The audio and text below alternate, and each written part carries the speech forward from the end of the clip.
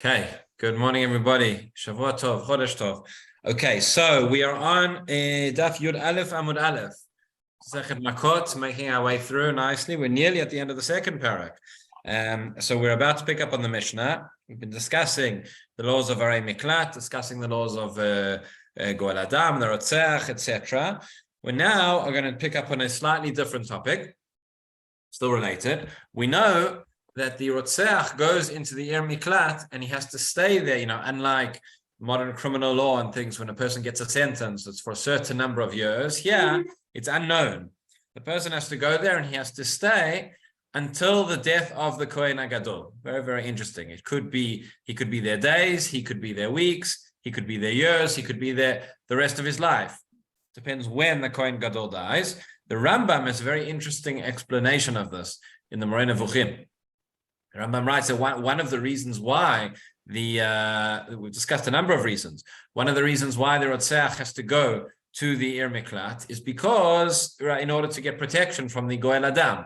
The Goel Adam, the relative of this person who's just been killed, is going to be very emotional, is going to want vengeance, and it's almost, in a way, it's sort of a cooling off period, right? So we could understand that if the person goes and he's there for a number of years, time has passed. We discussed how on his way to the Ir Miklat, these two Talmidei Chachamim accompany him, and they if he encounters the Goel Adam, they say words of pius, of appeasement. They say, look, it was by accident, he didn't mean it, etc.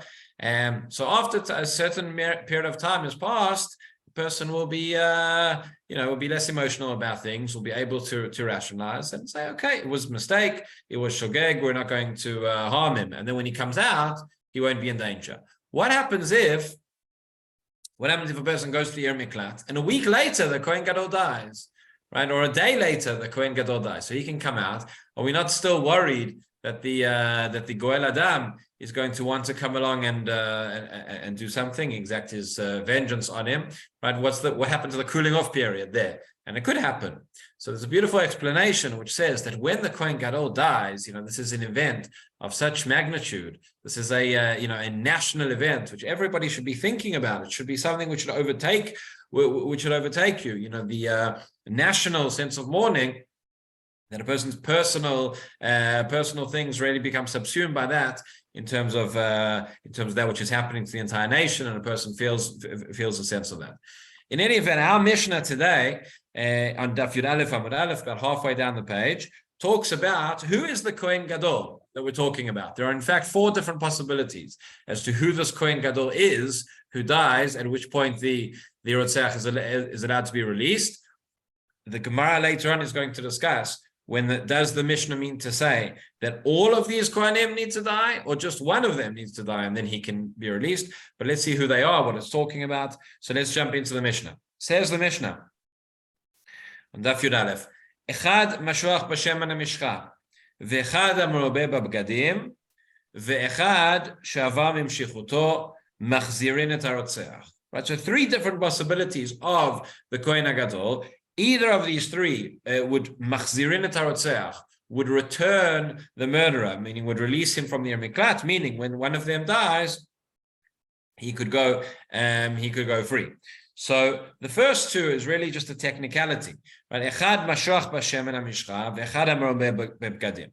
Meaning both of these refer to the Kohen Gadol. Traditionally, the Kohen Gadol, what we think about, the Kohen Gadol, who would perform the service in the Beit HaMikdash on Yom Kippur, etc. But what is required for the Kohen to be appointed, the Kohen Gadol? When does he take up that service?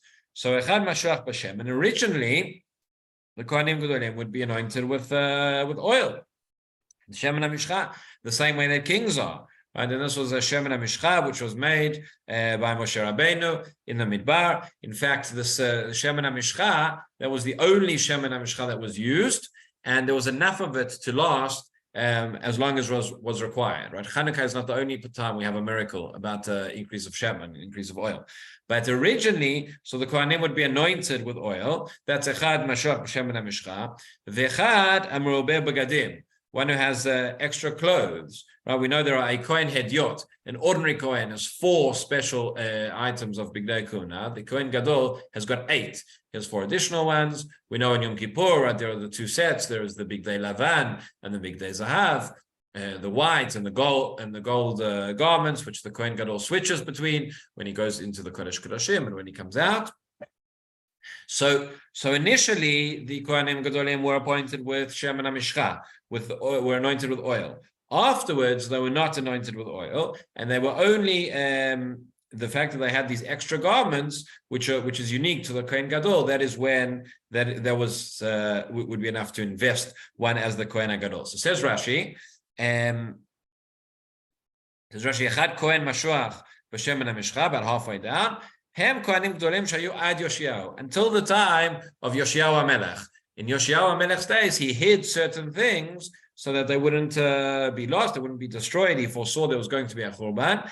And one of those things was the Shemen HaMishcha. In his days, that was hidden away, and then it was not used again. So Rashi continues, Echad HaMerobeh B'Gadim, Hem Sheshimshu MiYoshiyahu. So those Kohanim Gdolim who were in service from the days of Yeshayahu Ve'elach and onwards, Shenignaz Shemen HaMishcha, because then this oil had been hidden away. The Gemara tells us over there, V'shuv lo nimshachu kohanim, v'lo hayta nikeret kuna gdola bahem, ela beribui b'gadim. Right, these kohanim were no longer anointed with oil, and the only recognizable difference between the Kohen Hedyot and the Kohen Gadol was with ribui b'gadim, was these extra garments. Shemeshamesh b'shmone b'gadim, they would serve with 8 b'gadim. Okay, so you might have thought that just like these things only apply in certain times, it only applies to Beit HaMikdash. You might have thought it's a din that is relevant only to a Kohen who is Nimshach B'Shemen. Tells us the Mishnah, no. The Kohen Gadol, whenever it is, whether it's B'Shemen HaMishcha or whether it's Merobeh B'Gadim, either one of those would be enough. That would be satisfactory for, that would be considered the Kohen Gadol who dies and releases the murderer from the Miklat. Okay, what is the third one? Third one continues the Mishnah. V'echad she'avar mimshichuto. Okay, well, so this is an interesting language. The one who has passed from his anointment, mimshichuto. Now, the Mepharshim point out over here that mimshichuto, this Kohen, it may be that he was actually anointed with oil, and it may be that he wasn't. It may be that this is just a language of anointed, appointed to this position of importance. But who are we talking about? So Rashi says, Ve'echad shava mimshichuto she'era psul b'kohen gadol. If something happened, there was some physical condition, or maybe tumah or something, whereby the Kohen Gadol was pasul, he was invalidated for the service, v'shimesh acher tachtav, and therefore a different Kohen took his place, served as the Kohen Gadol instead. Ukshinitapeh Kohen, says Rashi, when the original Kohen Gadol was healed, chazar lavorato, and this one goes back to his goes back to his position. It's a very interesting case. The Gemara, by the way, in Yoma. So that we have the first Mishnah in Masechet Yoma, people may remember, where it tells us over there about how the Kohen Gadol. I had it open here, but let me just. The Kohen Gadol would all the preparations which were done before Yom Kippur. So he was set aside, right, for 8 days. In order to prepare, and the Mishnah tell us how they would practice the service with him, and they would show him things, and they would teach him and ask him questions. Ultimately, there was a stage whereby the tzdukim had infiltrated, and in fact, the Chachamim were not sure whether you had a time when the Kohanim Gedolim themselves were Ameretz, and they weren't sure if the Kohen Gadol was going to perform the service the right way or not. They weren't sure. They weren't. He was a tzduki, so they would go and they would tell him. They would make him take an oath.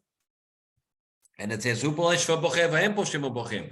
him take an oath that he would do the service properly, and he would go and cry, and they would go and cry. He would cry about the fact that he'd been accused of being a tzduki. They would cry that they had to accuse him of being a tzduki. And it says how they would bring the animals before him. They would read parts of the Tanakh to him, that some of the Kohanim Gedolim were such Amei Haaretz, they couldn't even read Tanakh. They couldn't even understand in Hebrew. They had to read to them the books in Aramaic. But in any event, so the first chapter of Yoma tells all the preparations. The first Mishnah over there tells us that, I'll just read it out to you, First Mishnah Masechet Yoma, Shivat Yamim Kodem Yom Kippurim, Mafrishin Kohen Gadol MeBeito Lishkat Pal Hedrin. Right, there was a special chamber in the Beit HaMikdash called Lishkat Pal Hedrin. That's where the Kohen Gadol would be, and he'd have to be there for a week before Yom Kippur. Right, this was in order to prevent him from contracting any sort of tumah, because then he wouldn't be able to serve. Nonetheless, even with all these precautions, sometimes things might happen. So says the Mishnah over there, Matkinin lo Kohen Acher Tachtav. Shema Yerapo Psul, right? They would prepare another Kohen, a deputy, just in case it happens at the last minute that the Kohen Gadol was going to be invalid. So you would bring in this other Kohen to serve in his place. Okay? And that's what we're talking about over here. In our Mishnah, it says, we're referring to the stand-in Kohen Gadol. Right? Just to finish the Mishnah over there, it says, Rabbi Yehuda Right. One of the conditions is that the Kohen Gadol needs to be married. So Rabbi Yehuda says, what if his wife dies just before Yom Kippur, and then he won't be married, he won't be able to fulfill the service. So he says you have another wife on standby just in case. The Gemara has a whole complex discussion. How would that work? What would you do? Would there be a get, conditional from now, from then? Very, very, very interesting discussion how that would be. Chachamim, by the way, say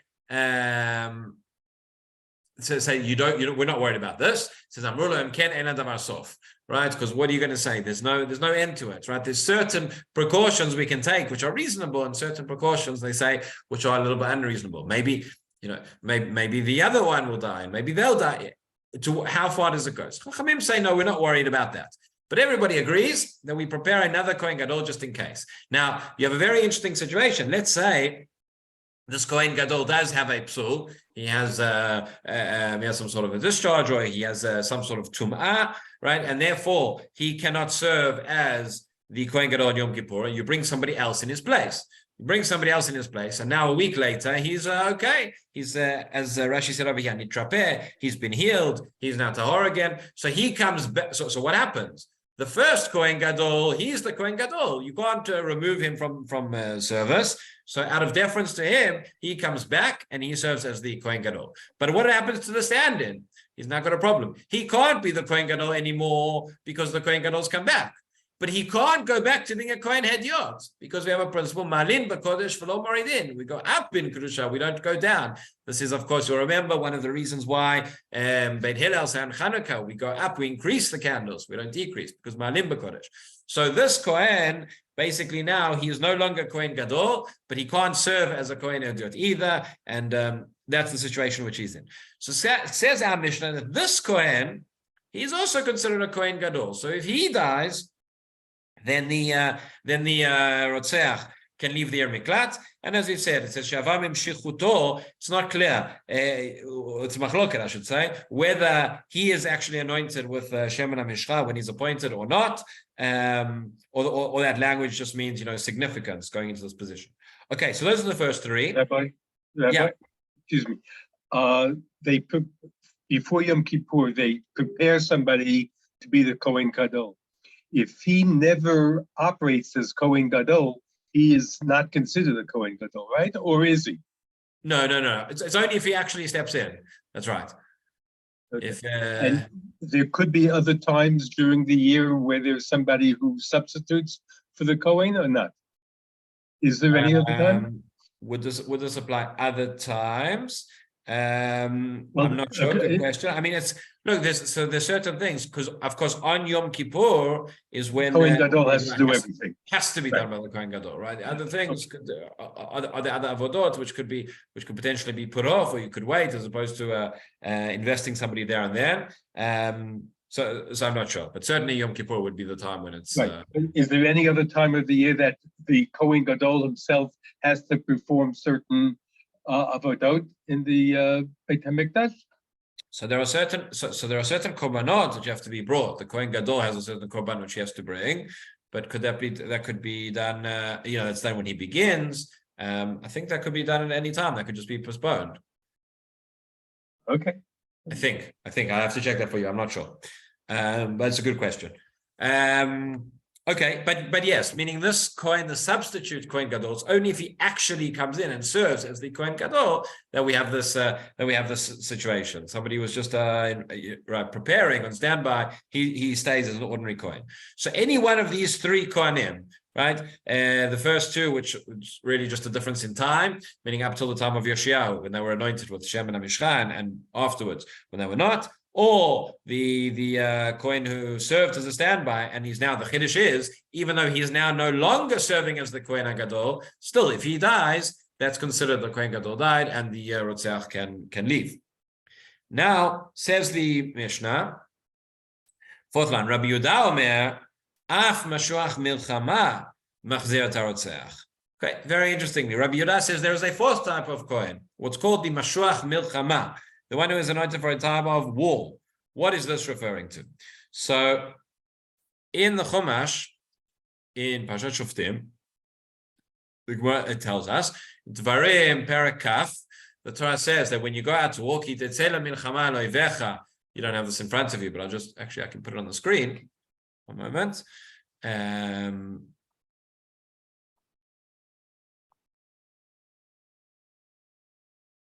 Right? You can see over there, Parashat Shoftim says, Ki tetzeh lemilchama lo'evecha, v'ha'ita sus v'alechev, amav mimcha lo tira mehem, ki Hashem elokecha imach. Right? This is the pasuk, the parasha telling us about what happens when you go out to war. You go to war against your enemies. You'll see horses and chariots. Don't fear, because Hashem is with you.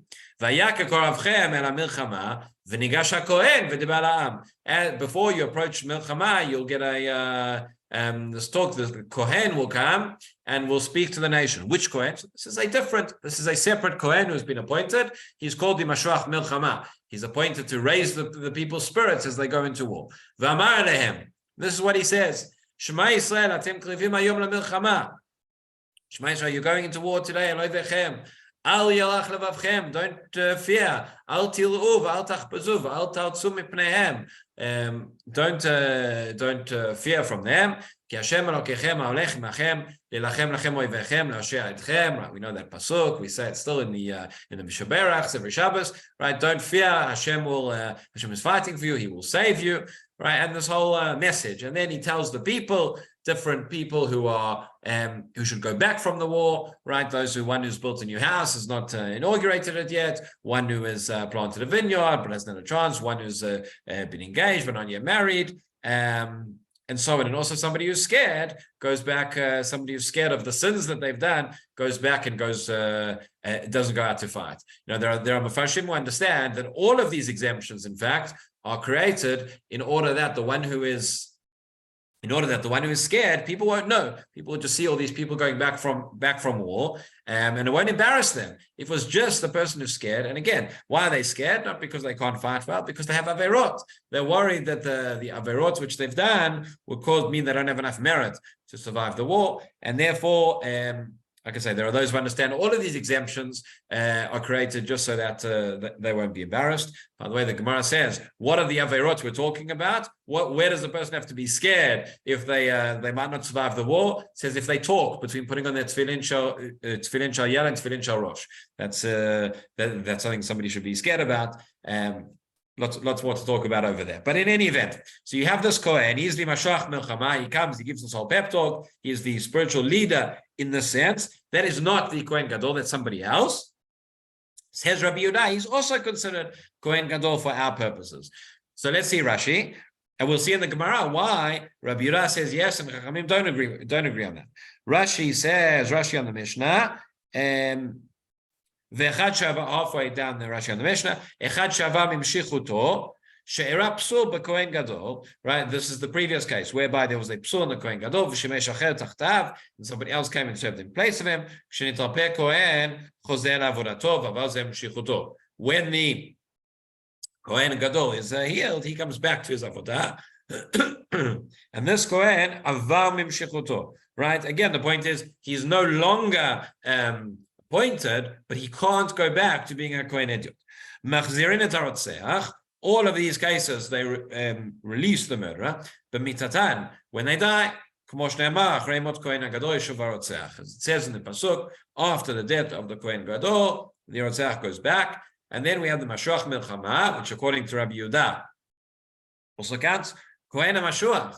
Lomar b'milchama. The Kohen has been appointed, has been anointed to say in the war, Tzorchei HaMilchama, that which they need to hear. Al yirach levavchem v'chol ha'inyan. Right? Don't fear, and everything there that's written in that parsha. Okay, continues the Mishnah, last line in the Mishnah. So these are the three, according to Tanakama, or four, according to Rabbi Yehuda, Kohanim, Gedolim, and says Lefichach. Therefore, meaning since when they die, the Rotzach is going to be released. Imotehen shel Kohanim mesapkot lahem michya uksut kadei shelo yitpalelu al bneihem sheyamutu.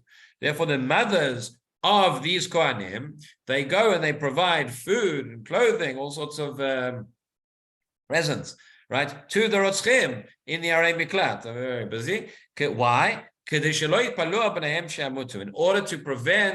order to prevent the Rotzchim from davening for their sons who should die. Right, remarkable thing. Right, we're talking about. Remember, who are we talking about? We're talking about a Rotzech. We're talking about somebody who's killed b'shogeg. But as we've discussed, right, there's a certain element of responsibility. So these are not necessarily, the upper echelons of society. But these people were worried that they're in the Ir Miklat. They want to leave the Ir Miklat. They're going to daven. What are they going to daven for? Hashem, please let me go home. Please let me get out of here. How do I get out of here? The Kohen Gadol needs to die. So they're going to daven to Hashem. The Kohen Gadol should die. So the mother of the Kohen Gadol comes and brings them presents so that they'll be happy and that they'll want that to continue, so that they won't pray for the Kohen Gadol to die.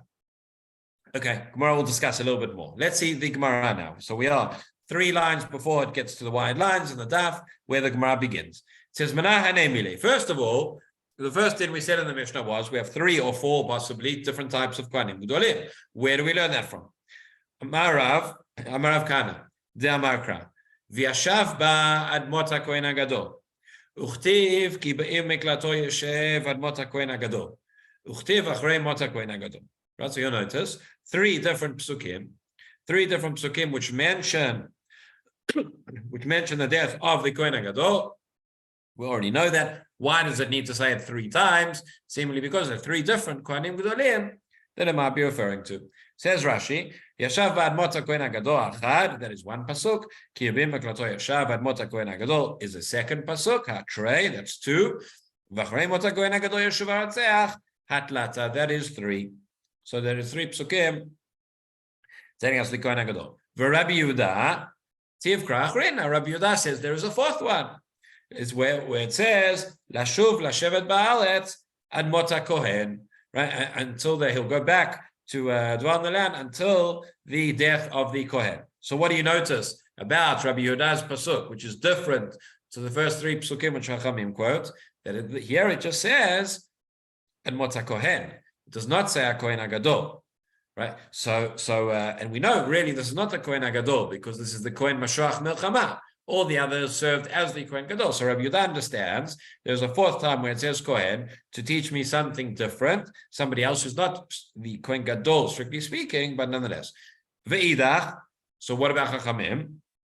They say Tanakama. He says, Midolok tiv HaGadol chad me'anachu. Says, no, there's not an extra limud there, since it doesn't say HaGadol. It just says HaKohen. Therefore, there's not anything extra that it is teaching us. This is one of the 3 who's already been included. Okay, continuing after the 2 dots now on the wide line. Lefichach imotehen shel Kohanim. Right, we said, okay, so since the Rotzach is going to leave when the Kohen Gadol dies, the Kohanim's mothers would come and bring him presents. So Tama, the law would bring him presents in order that they shouldn't daven. So it says the Gemara like this: Tama de lo matzlu. Right, the reason why they are bringing this is so that they shouldn't daven for the Kohen to die. What's the implication? Hamatzlu maiti. The implication is that if they would daven, then the Kohen Gadol would die.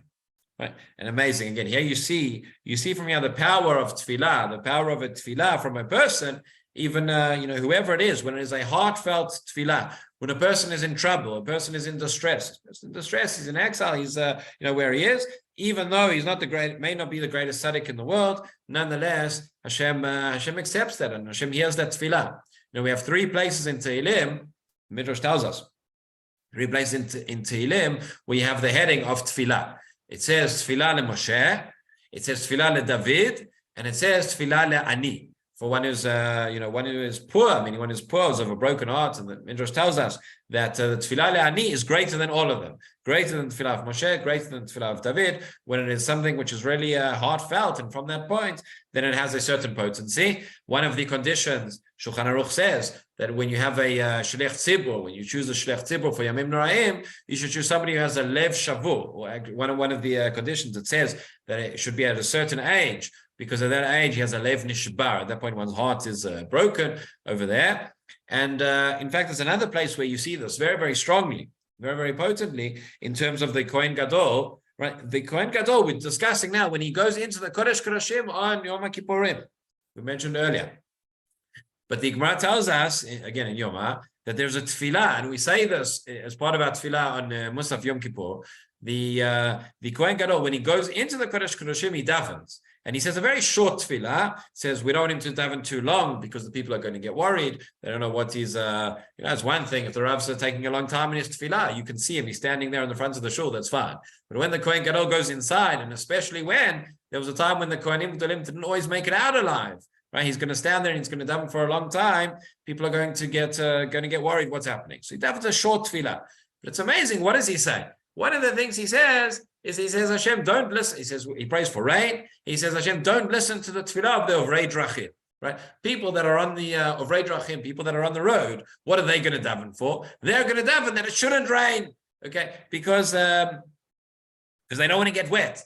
This is, of course, one of the reasons why we wait until we say V'tein Talem Atali Vracha. Okay, the Kohen Gadol on Yom Kippur, Lifnai V'Lifnim, Kodesh Kodashim, he has to say Hashem, don't listen to the tefillah of Ovrei Drachim. I don't understand. The whole world needs rain, right? Am Yisrael needs rain, right? We know how much we need rain in this country. That's what's needed. There's one guy out there somewhere who's worried he's going to get wet, so he's going to daven for us. So Hashem's going to listen to him, right? Rather than bringing rain for everybody. Everybody's praying for rain. This one guy's not. Hashem's going to listen to him to the extent that the Kohen Gadol in the Kodesh Kodashim has to say, Hashem, don't listen to him. Maybe the answer is that, that person, everybody's praying for rain, but they think about it, they don't think about it, they mean it, they don't mean it. This guy is standing there, he's getting wet, he's getting soaked, he's in this position, he really means it. It's from the depth of his heart, he wants to daven for it. So too over here you can see, but the point is, everybody has this power, right, that you can tap into. These rotzchim, right, they really, really want to come home, so they daven for the Kohen Gadol to die. So says the Gemara, we have to put this is put in place. The mothers of the Kohanim come and bring them gifts so they won't daven. Hamatzlu, because were they to daven, then it seems that mighty, the Kohen Gadol may actually die. Vaktiv, says the Gemara, wait a minute. Vaktiv katzipor lanod kidro laof ken kilalat chinam.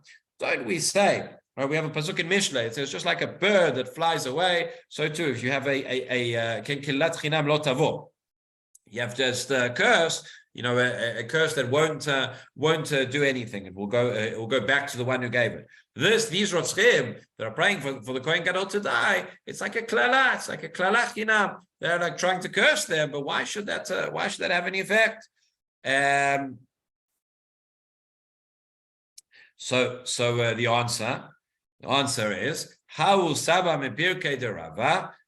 Certain elder said he learned from Rava. Mipirkei de Rava Shmieli. I learned this from the drasha of Rava. He says yes. Shehayalahen levakesh rachamim al doran v'lo bikshu. Right? It's not just that they didn't deserve it and there was nothing. If it was really the Kohanim didn't deserve anything at all, and just some meshugan arotzeach says he's davening for them to die, of course there will be a klalat chinam, and that would not have any effect.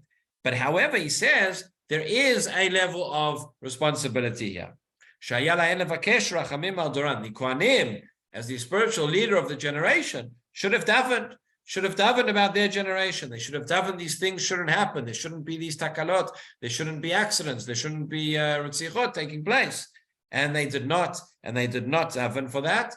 Therefore, there is something deficient in them, and somebody else is going to daven for them to die, and therefore they need to work harder to stop that. So until then, so that's the first way. We say that they would come and they would bring them this food so that they would not, so that they wouldn't daven. Were they to daven, they would die. So in order to prevent them from davening for the Kohen Gadol to die. No, there are those who say, no, it's not to stop them from davening for them to die. Rather, it's that they wouldn't have davened for anything, and we want them to daven for them not to die, right? And that they should daven for them not to die. Tama dematzlu, and again, the same, we make the same inference. So you want them to pray. Halo matzlu mighty. If they would not pray, so then the implication is that they would die. So right?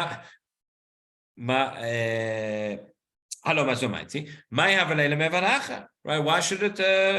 Why should this be the case? Meaning, what have they done? Right? Amrinan tuvyachata v'zigud. Sorry, what should they have done? Hacha, over here, meaning in Bavel, they would say the following. This is an analogy they would give. This is an expression to express what this difficulty. Amrinan tuvia chata v'zigud mangid. Right? There's a case where they say tuvia sinned and zigud got lashes. Who are tuvia and who was zigud? So this was a case that took place. The Gemara Pesachim talks about it. Have a look at Rashi. Rashi on the top left hand side of the page. He says tuvia chata v'zigud mangid. Mishum hay damrin ba'avei Pesachim. There was a case which is brought in the Gemara Avei Pesachim. Tuvia chata, Tuvia did something wrong. V'zigud asid bebe yechidi, and Zigud came to testify, to give edut against him in Beit Din. Shaloya et sheni b'davar, and there wasn't a second witness. There was only one witness. V'nagdei Rav Papa leZigud, and Rav Papa therefore gave lashes to Zigud, to the witness. Amale Tuvia chata v'zigud mangid. So he said to him, "What are you doing?" Right? Tuvia was the one who sinned. Why is Zigud being punished? And since then it becomes a mashal. One person did something wrong and somebody else gets punished. Tuvia and Zigud. Right? Well, what's going on here? In that, because we know we've learned the first parak of Makot. We're all experts in Dinei Edut. We know that you need two eidim. You need two eidim in order for Beit Din to do something. So if he was only one aid and he's coming and testifying. There's one exception, by the way, that one aid can force somebody to make a shvua, to make an oath, but you can't give any sort of punishment, you can't exact any monetary fine based on one aid. So if you're just one witness and you're coming to Beit Din, you're just saying lashon hara, and that was the point. Rav Papa was saying, "What are you doing? You're coming along and you're saying you're one aid, you're by yourself. There's no to'elet coming out of this, so therefore you deserve to be punished." But nonetheless, that becomes the mashal to say, one person did something, the other one gets punished. So over here we say the Rotzeach killed. What's it got to do with the Kohen Gadol? Why is he being punished that he should die? So that was the expression that they used in Bavel.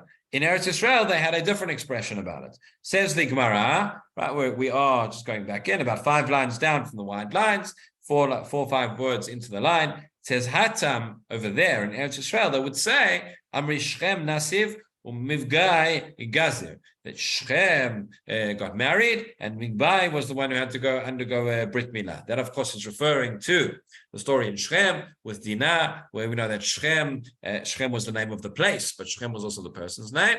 That he went and he abducted Dinah, and afterwards we know the story that all the residents of the city were circumcised, and then Shimon and Levi went and killed them. But so it says, so Migvai was one of the other people who lived there. Rashi tells us, right? Hatam Amrina be'eretz Yisrael omrim mashal zeh. Shchem nasiv u'mivgai gazar. Shchem ben Chamor lakach et Dinah bat Yaakov v'anah shelo. Right? So Shchem was the one who took Dinah, and he gets the hana from that. Ushal bnei ha'ir shelo nenu. The rest of the members of the city had to go and suffer with the with the milah, right? Umigvai Shem Ish Mibna'ir was the name of one of the people of the city. So again, it's just a different way. People relate to things. They say the mashalim that they are used to. This one took place in Eretz Yisrael, and this one took place in Bavel, and that's why. But it's two expressions which mean the same thing. Which essentially the point is, how could it be that one person was responsible and yet the other one gets punished? So again, answers the Gemara. We are now about 5 lines down towards the end of the line of the wide lines. Ha'u Saba min Pirkei Darava Shmiali Shaya Lehem Levakesh Rachamim Adoran Velo Bikshu. Right, that they should have gone. They should have asked for mercy. They should have davened for their generation that these things should not happen. But they didn't, and therefore that is what happened. Okay, Adkan, we'll end there for today. Chodesh Tov, everybody, and we will carry on. See how he has a question. Yes.